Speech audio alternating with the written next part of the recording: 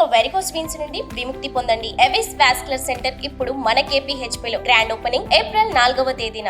China రసాయన యుద్ధం చేస్తోందా? China నుంచి గార్లిక్ అంతా విషమా?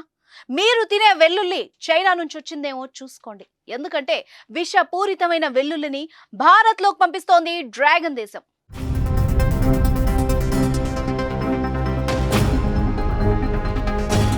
చైనా అంటేనే చీప్ మెంటాలిటీతో పాటు చీప్ క్వాలిటీ వస్తువులకు కేర్ ఆఫ్ అడ్రస్. నాసి రకం వస్తువులు తయారు చేసి ప్రపంచం మీదకు వదిలేసే రకం. ఎలక్ట్రానిక్ వస్తువుల నుంచి టెలికాం సాధనాలు, కంప్యూటర్ విభాగాలు, ఫార్మా ఉత్పత్తులు, ప్లాస్టిక్ బొమ్మలు, ఆహార పదార్థాల వరకు అన్నిటినీ డ్రాగన్ దేశం నుంచి వరదలా వచ్చి పడుతూ ఉంటాయి. కానీ ఇది ఒకప్పటి పరిస్థితి. ప్రస్తుతం భారత్ సహా చాలా దేశాలు చైనా సరుకుల్ని బ్యాన్ చేశాయి. కానీ ఆ దేశం దొంగతనంగా భారత్లోకి వెల్లుల్లిని పంపిస్తోంది. చాలా డేంజర్ అయిన చైనా వెల్లుల్లి భారత్లోకి ప్రవేశించడం కలవరం మొదలుపెట్టింది.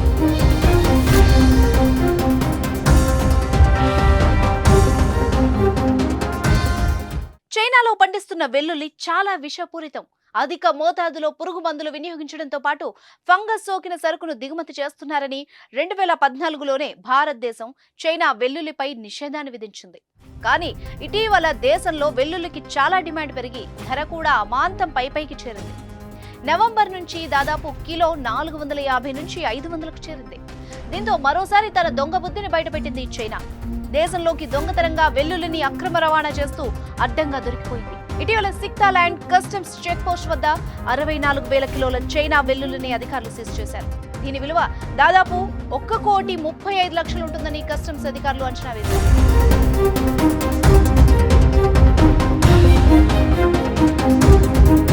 భారత సరిహద్దులు దేశాల మీదుగా చైనా ఈ అక్రమ రవాణాకు పాల్పడుతోంది. గుట్టు చప్పుడు కాకుండా దేశంలోకి చైనా ఉత్పత్తులు చేరుతున్నాయి. చైనా నుంచి నేపాల్, బంగ్లాదేశ్ మీదుగా ఈశాన్య రాష్ట్రాలతో పాటు ఉత్తరాది రాష్ట్రాలైన బీహార్, ఉత్తరప్రదేశ్ వంటి రాష్ట్రాల్లో చైనా వెల్లుల్లి విచ్చలవిడిగా దిగుమతి అవుతున్నట్టు కస్టమ్స్ అధికారులు గుర్తించారు.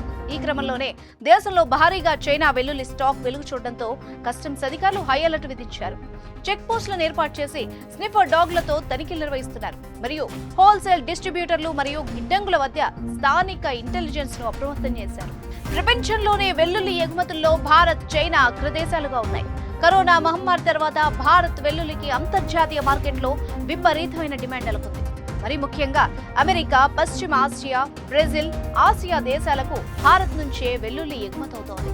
2022-23 ఆర్థిక సంవత్సరంలో 246 కోట్ల విలువైన 57,346 టన్నుల వెల్లుల్లిని భారత్ ఎగుమతి చేసింది.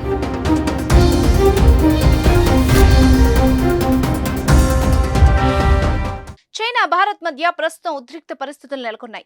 సరిహద్దుల్లో తలెత్తిన విభేదాల కారణంగా చైనా ఉత్పత్తులపై భారత్ నిషేధాన్ని విధించింది. ఆ దేశ వస్తువుల్ని, యాప్లను బ్యాన్ చేసింది. ఇలాంటి సమయంలో చైనా నుంచి వస్తున్న వెల్లుల్లి దొరకడం చర్చనీయాంశమైంది. సుమన్ టీవీలో మీ పర్సనల్ అండ్ బిజినెస్ ప్రమోషన్స్ కోసం కింది నెంబర్కి కాంటాక్ట్ చేయండి.